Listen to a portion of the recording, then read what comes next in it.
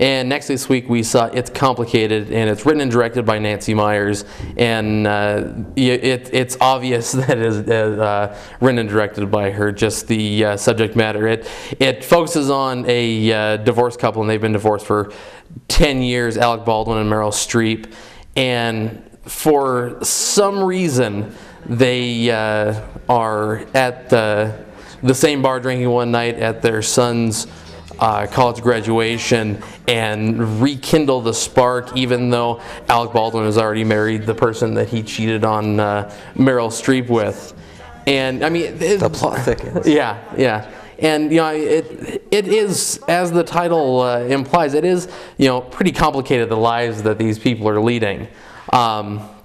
And Meryl Streep, it's mostly told through her perspective, and she is torn between Alec Baldwin's character Jake and a new love interest who is her architect for this addition to the house that she's always wanted, played by Steve Martin. And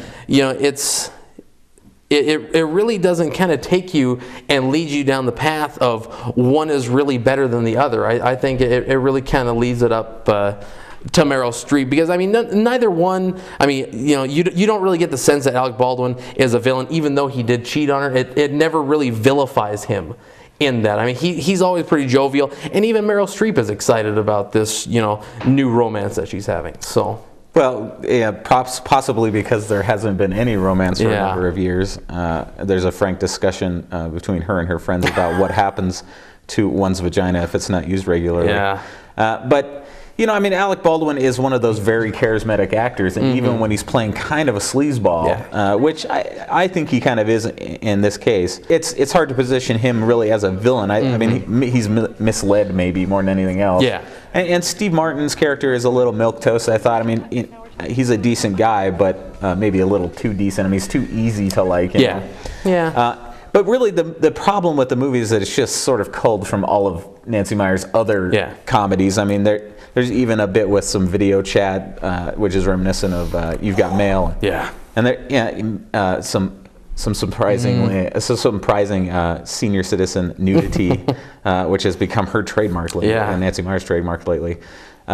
So I mean, it's funny here and there. I really like John Krasinski's character, mainly because he's the one I related to, as I felt uncomfortable watching a good portion of this movie, and as he comes into possession of some information, he feels uncomfortable as well. But I mean, really, it drags, and it's old jokes. The performances are good, but really the movie is at least a half an hour longer than it needs to be. And really kind of meanders. I hate to use this because it really does, it is kind of a cop-out for us. But also this movie isn't aimed at Chris and I either, because we're not middle-aged women. So, I think we have porn, as they call it. Some call it that. So, I mean, it's not a bad movie. It's just not a very good movie. And, I mean, if you're a fan of Nancy Meyers, she has better movies that play in the same vein. So, I'm going to say skip it. It's a tough call. I really did like Alec Baldwin in it. I mean, I guess I'll say see it if you're over the age of 40. I think there has to be an age threshold. Maybe drink some wine before you go. You'll be fine. Just don't drive first or afterwards. We'll be right back.